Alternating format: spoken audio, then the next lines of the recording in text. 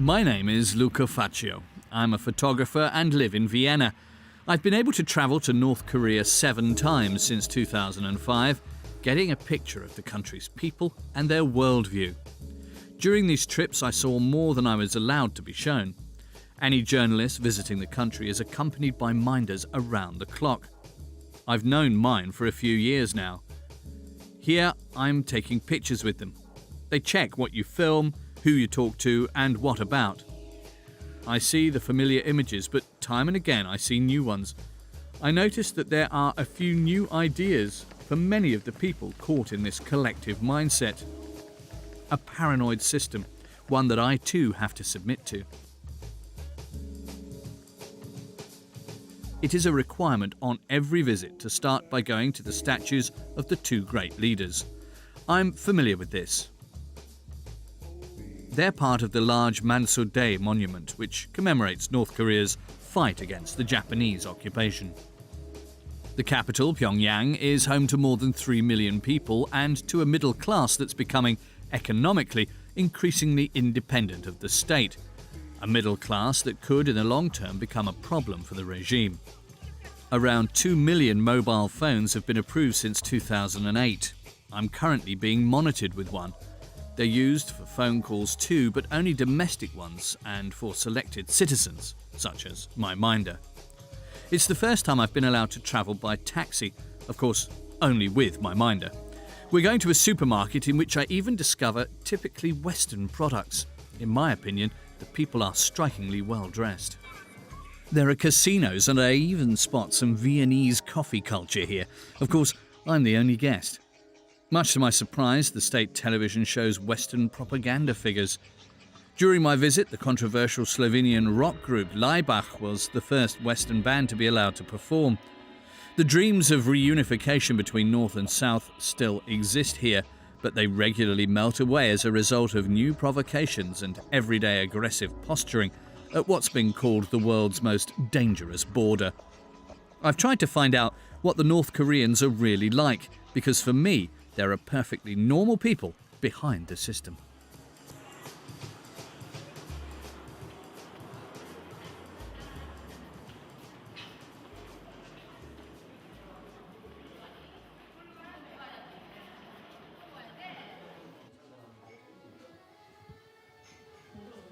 Appearances are deceptive. I'm not in a conventional souvenir shop. I'm in Panmunjom in the demilitarized zone. There's no shortage of coffee, smiles, and cartridges. Coffee, please. Coffee.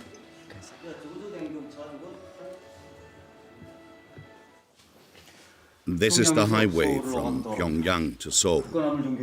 This is the railway line that has been interrupted for more than 50 years now. Here we have manuscripts by Kim Il-sung. Great leader Kim Jong-il visited this place 4 times.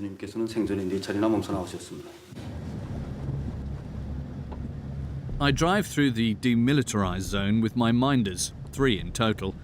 The atmosphere's unpleasant, full of tension and surreal. On the day before my visit, shots were fired. Today, military exercises are taking place. It smells of gunpowder and war. My minder tells me his army will protect me. That's no comfort. The zone stretches across the entire peninsula along the 38th parallel. This is where the Allies arbitrarily divided the country after the Second World War. The border zone is 248 kilometers long and 4 kilometers wide. It's considered the most dangerous border in the world. I meet a colonel here. I've known him for 10 years. So well, in fact, that we often drink schnapps together after our meeting. It's clear to me that there's the person in the uniform and the person underneath it.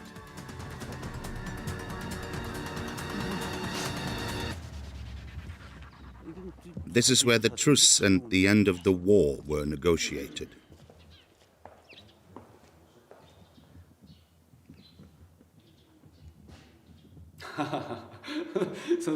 For you, taking pictures is the most important thing. You don't need an explanation. The colonel takes me from one barracks to the next. It's always important to mention how often which leader has been to the site. He has to tell me that. but he's clearly also interested in other things.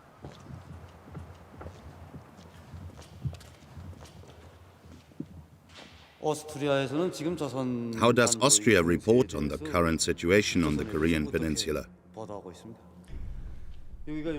This is the most significant August location with regard to the armistice. 2 days after this building was completed, on the 27th of July 1953, the armistice was agreed and signed here. On the day it was signed, the Americans wanted to move the building northwards. They didn't manage because journalists saw it and prevented it. On the 3rd of March 2012, the Supreme Leader, Kim Jong-un, said during a visit, "If there is another war with the Americans, we won't sign a truce.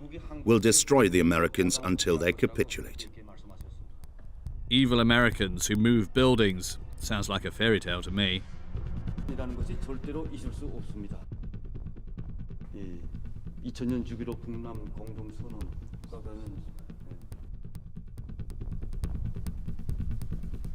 The casual way in which war gets discussed here sounds to me like Italians talking about football.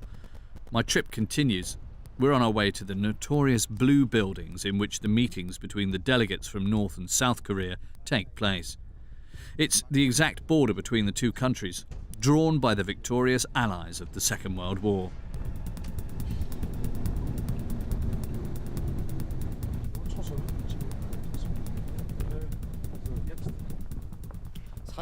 I have to say you made a real effort with the photographs.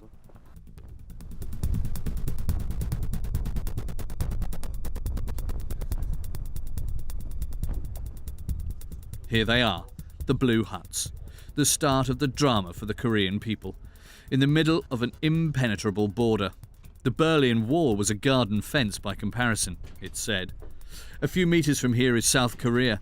Anyone wanting to get across is shot.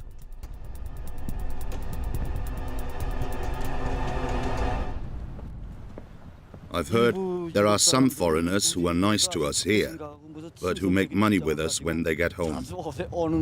일부 사람들이 자주 오다가는 자기 본국에 가서는 그걸 가지고 돈벌이를 하고 이런 사람들도 혹간 있다고 하는데. I later learned that the interpreter gave me a different translation, maybe to save face or maybe on purpose, I don't know. Critical questions are dangerous here. There are 13 newspapers in North Korea, but only one opinion.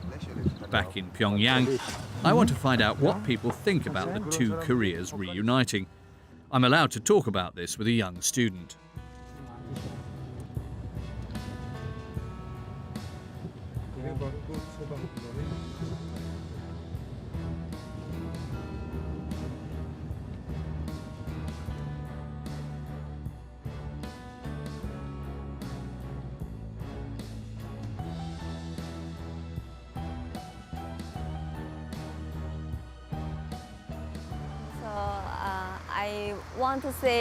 I want to tell them about our reunification. So all the Korean people have to try for the reunification of our country.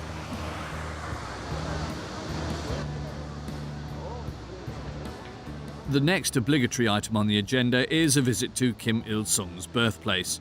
He's the founder of the state, and the house where he was born is a veritable site of pilgrimage that everyone has to visit.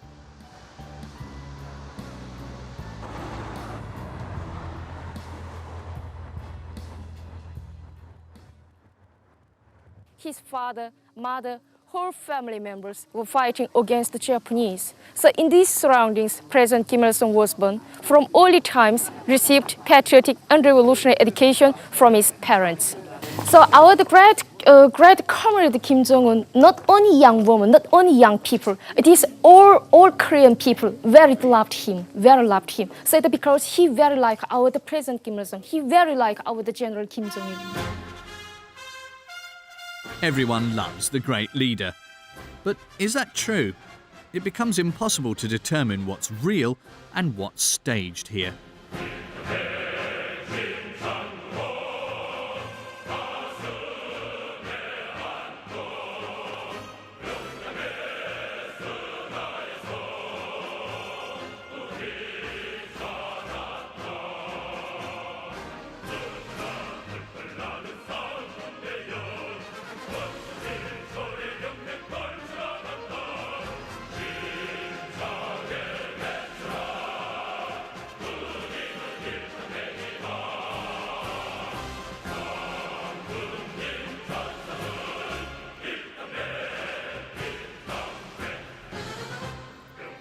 The same flowers here are sold several times a day. They're laid once and then they're collected again by an overseer standing at the back, and then they're recycled.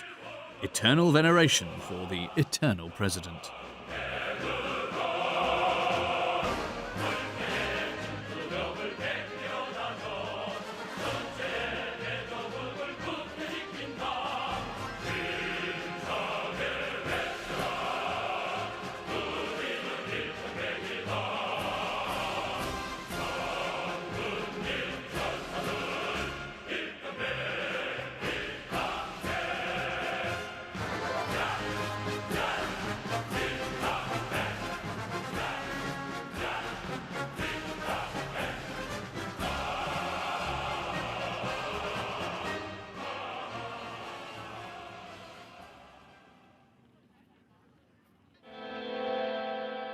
My next stop is the monument to the foundation of Korea's Workers' Party.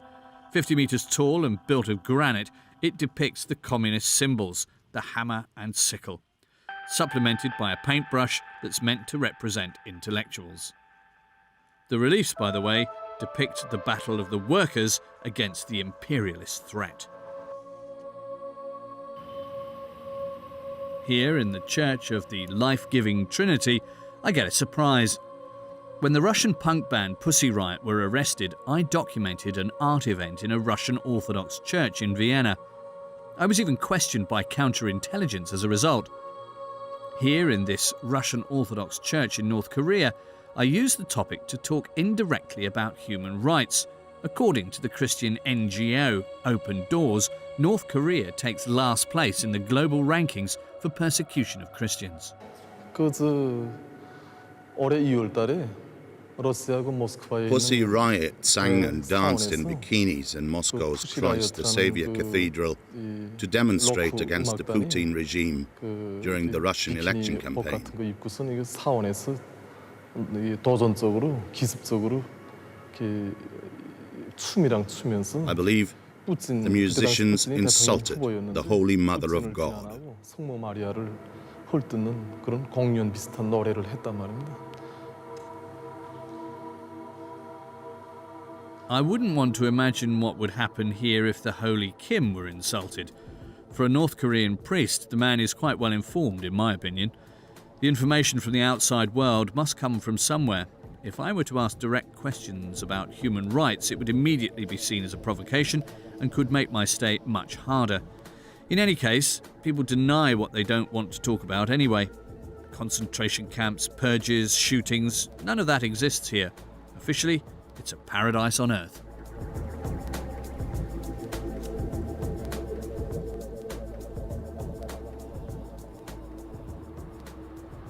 North Koreans are taught from childhood to submit to the state ideology, to sacrifice their individual existence to the collective.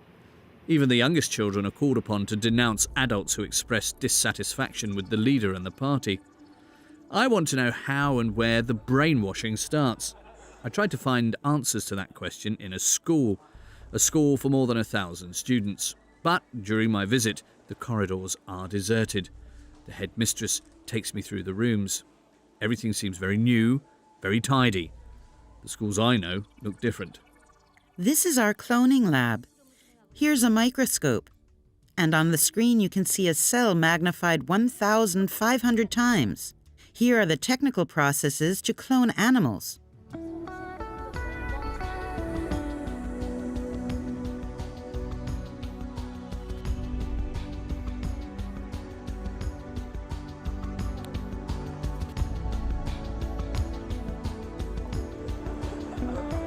She tells me that Kim Jong-il had declared nano and biotechnology to be at the heart of North Korean science. It looks like it. And so that I don't just see empty classrooms, the headmistress takes me to a class that's just having a maths lesson.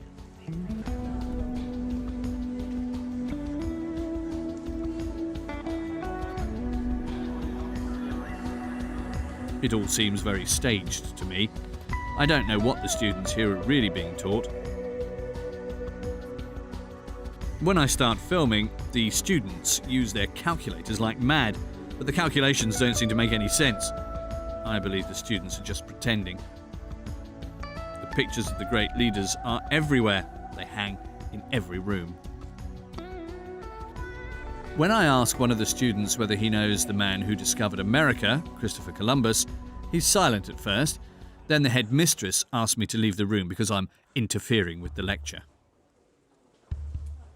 But there's another surprise in store for me during this visit. I was invited to play football with 30 teenagers. I've never experienced anything like that in North Korea.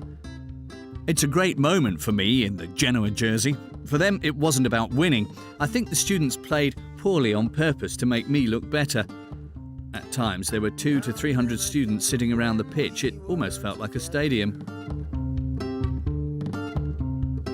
Like when you said you felt so happy you could die. Told myself that you were right for me, but felt so lonely in your company. But that was love and it's an ache I still remember. Because of the latest UN sanctions, North Korea has been forced to be self-sufficient. No raw materials or products may be exported. Given the current economic situation, it's hopefully only a matter of time before North Korea gives up its stubborn nuclear policy. To a certain kind of sadness. I'm allowed to visit a textile factory. I've been here 4 times already, but the manager's new. Come in and take a look.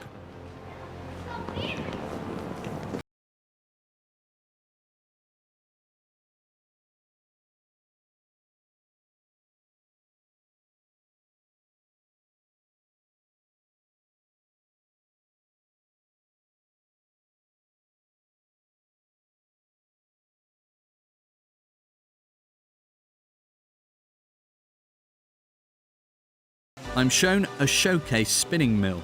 The workers, largely women in this case, are the pride of the nation. Officially, the people earn €5 a month. It's very probable that their actual wages are even lower.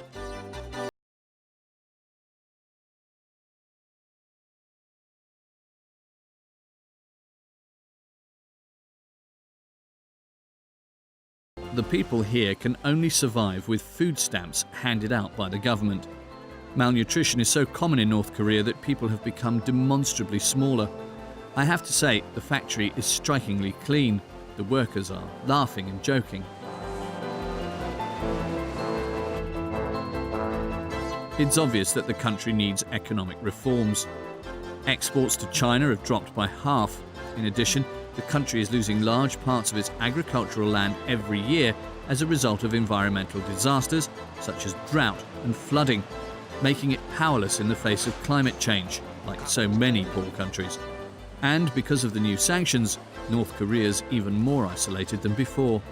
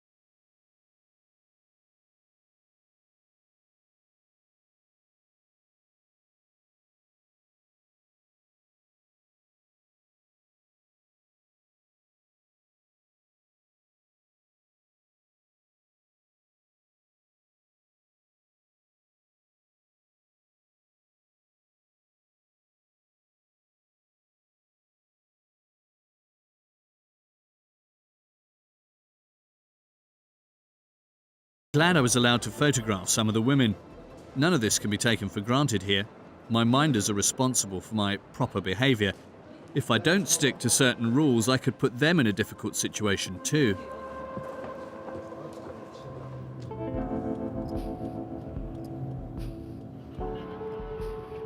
For some years now, the increase in private vehicles has been shaping the face of the city.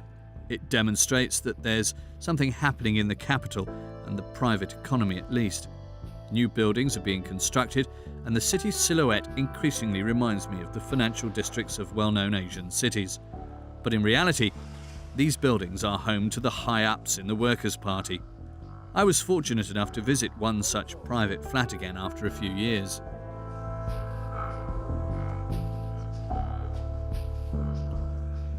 In the lift, the surveillance becomes visible again. There are people who document who in the building goes where and when. It's hard to imagine such a system. The flat I'm shown isn't a normal one. It's a kind of involuntary place of pilgrimage for Western journalists. It's stressed time and again that Kim Jong-un himself has visited the flat, but does anyone actually live here? He doesn't smell of anything.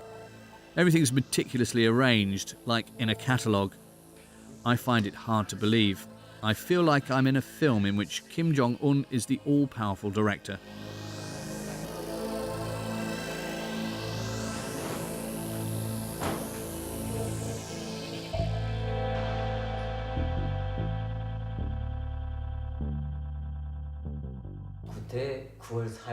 On the 4th of September, we went to work. Suddenly, someone came by car. They were looking for me. They told me that the Supreme Leader was going to visit. I wasn't expecting that. Of course, it pleased me.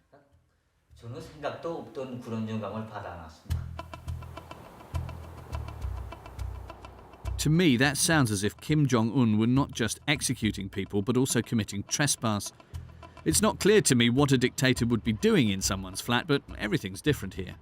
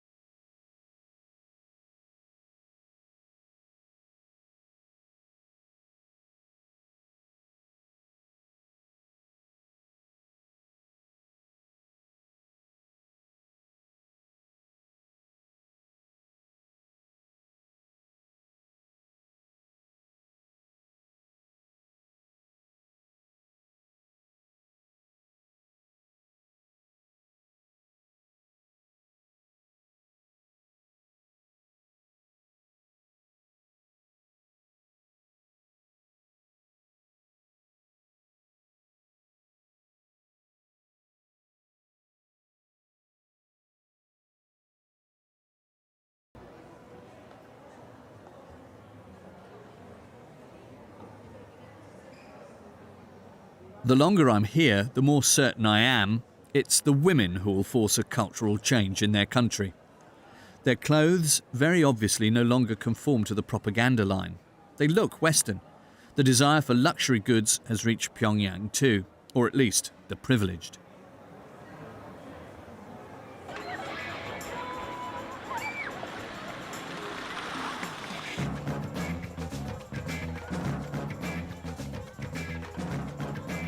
The women performing military exercises in front of me are shouting, "Long live the victory of Songun." Songun means military first, and it's the name of the state ideology that gives North Korea's defense top priority so it can resist the imperialist threat from the United States and Japan. There's compulsory military service for the men of North Korea. It lasts 10 years.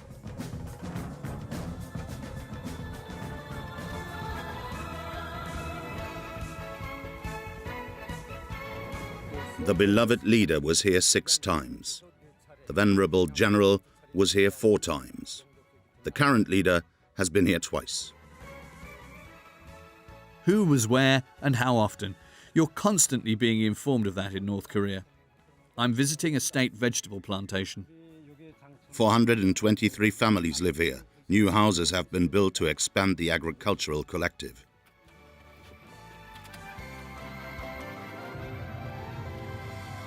I'm hoping to be allowed to talk to the workers here.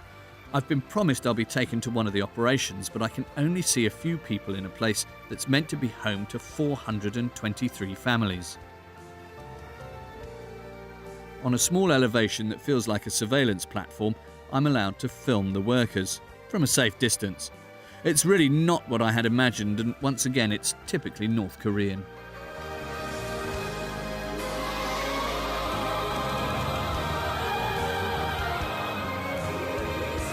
Giving up isn't exactly one of my qualities, and so I insist on being allowed to meet the workers.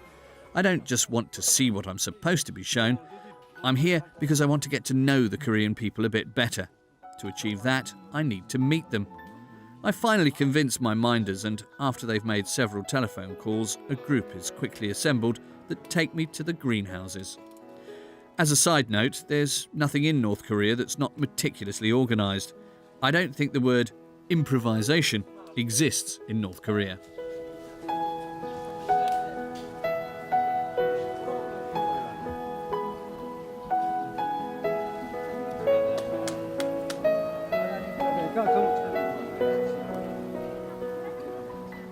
By the way, the red panel on the building says vegetables for the population of the capital.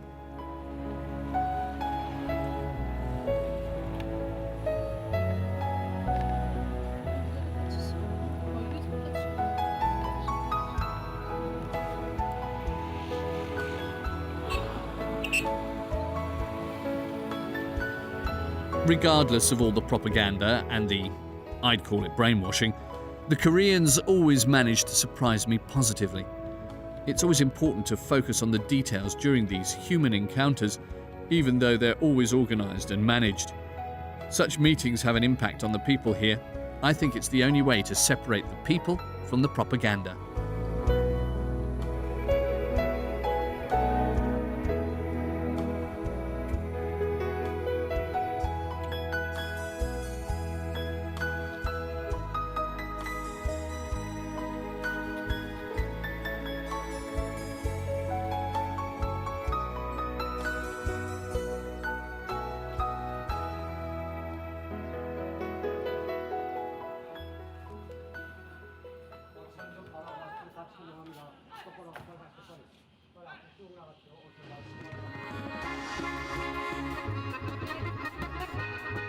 Pyongyang, the capital with a population of more than 3 million, is currently undergoing a construction boom. New skyscrapers are shooting up all over the place, shaping the city's skyline. If you look closely, you can see that South Korean brand names have been covered by North Korean banners. Like I said, you just have to pay attention to the details.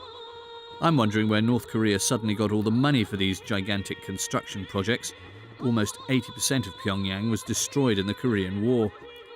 Over the course of 3 years, the United States dropped around 30 tons of napalm bombs on various towns and cities.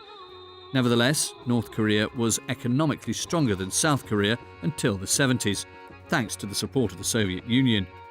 After that, North Korea slid further and further into isolation.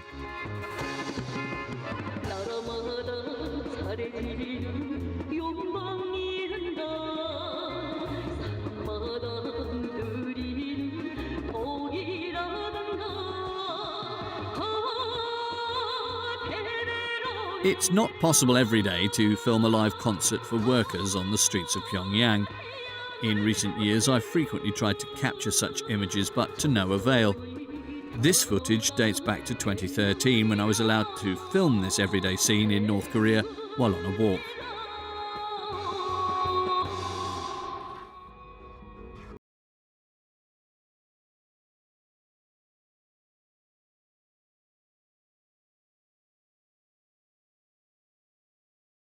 Score for me. I'm allowed to take a taxi for the first time. For that to happen, my chaperone even had to call the foreign ministry. Of course, I'm not alone. I have minders to the left and right of me.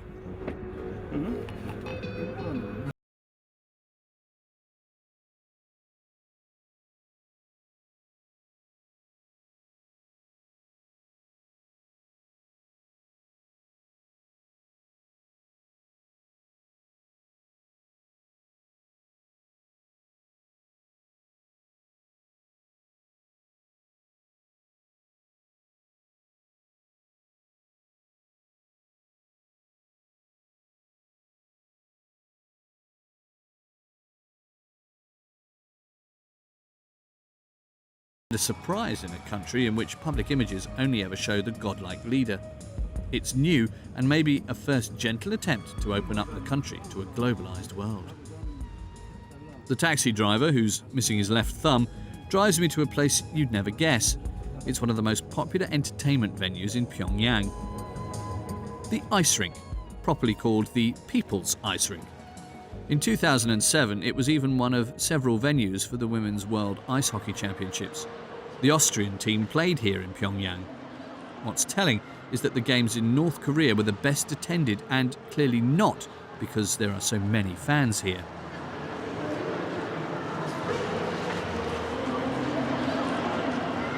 Pyongyang's middle class meet for ice skating, ice cream and beer on a Sunday afternoon.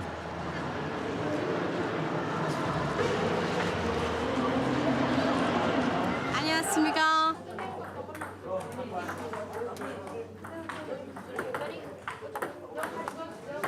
Unfortunately, I didn't get a martini, but there's table tennis, and the enemy, in this case, me, is allowed to play and win on this occasion.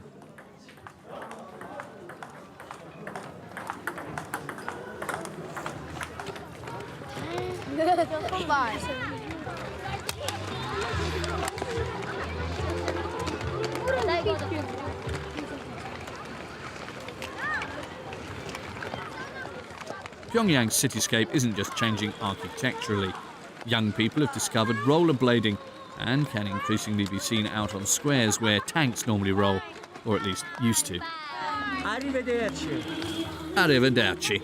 I'm not certain whether Italians taught here, but it's a start. Speaking of Arrivederci, the Arirang Festival has always had a special fascination for me, as it has, I'm sure, for anyone else who's seen it. It's named after an old Korean folk song and tries to present North Korea's history in a heroic manner, using mass dances and gymnastics. More than 100,000 people participate, making it the world's largest dance event of this kind. If I look beyond the propaganda madness, the choreography is always hugely impressive.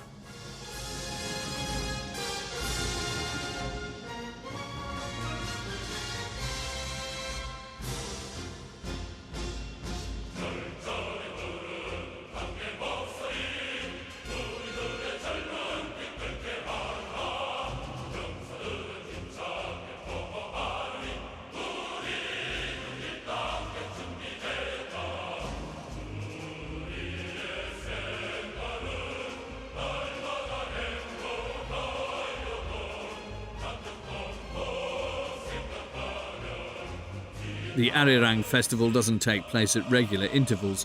It's normally held in spring and autumn, but sometimes it's not held at all. Anyone who participates, I'm told, gets a television or a fridge as a reward. The mass event is meant to commit the people to the political goals of the regime through the unmistakable imagery.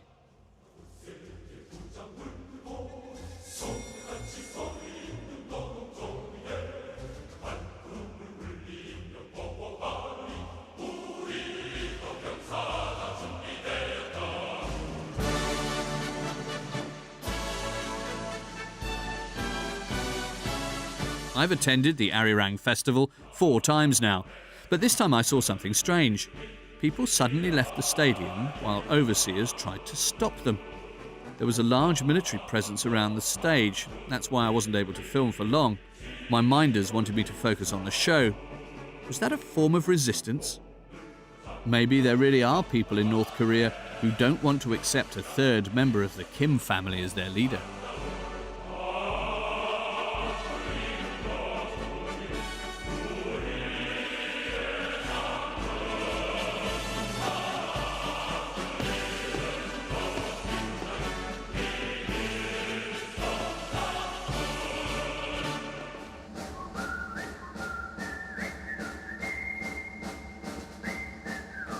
Something else historic happened during my last visit. The controversial Slovenian rock band Laibach was the first Western music act to give a concert in Pyongyang.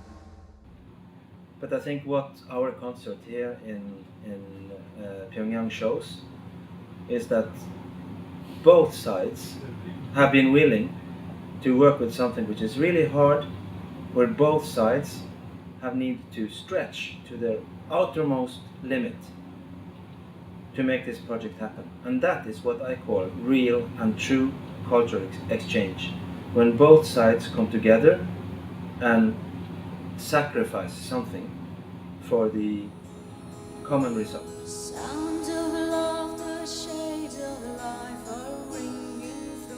So, after Mickey Mouse, Western music has also reached North Korea. Even the lyrics were translated into Korean, as can be seen at the top. I think that the live concert, which you saw, would not have been possible without the 3 or 4 big cultural collaboration projects that came before it.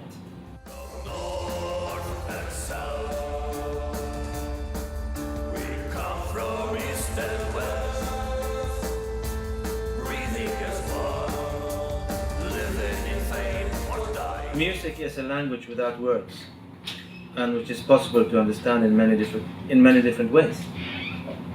And this is the magic of music. You cannot have like a user's prescription for music.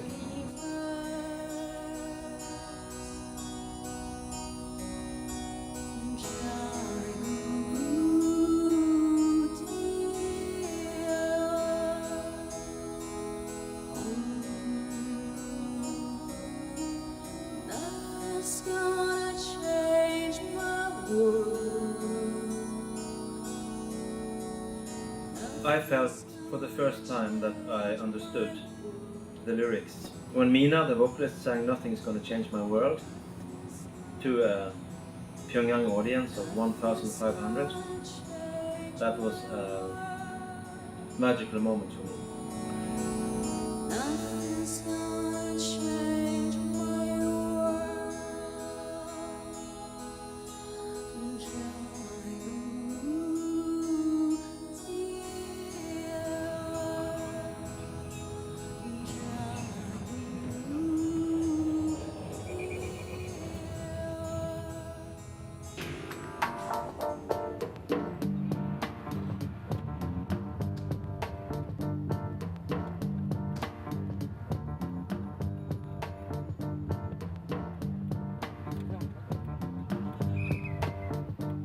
"Nothing's gonna change my world" is the perfect sentence for a country that has kept every kind of Western music away from its people.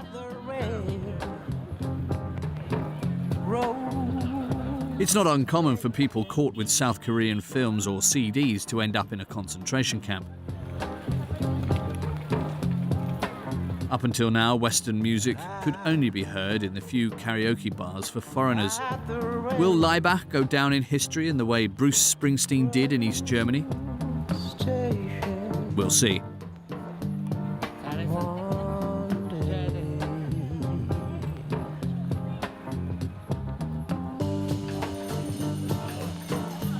For me, the North Korean people are cheerful and optimistic.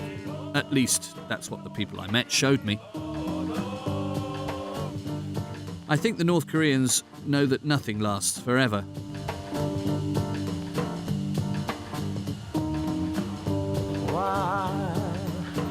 There are people that want to live in peace, but because of mistakes made during the Cold War, they're forced to live in a permanent state of war.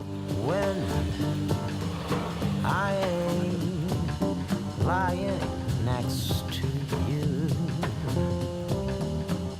just can't stop. For my part, I can't repeat often enough that I feel happy among the North Koreans. I've been able to make friends. The trips of recent years have taught me that blanket condemnation and generalizations serve no purpose.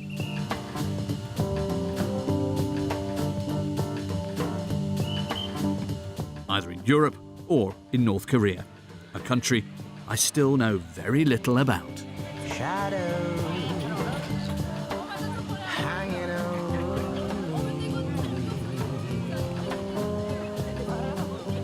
When you're away, when you're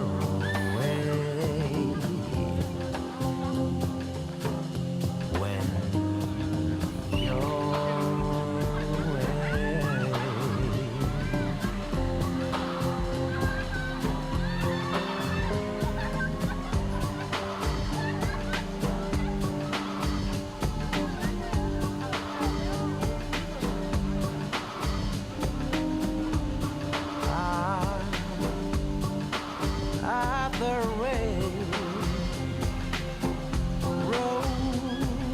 conversation.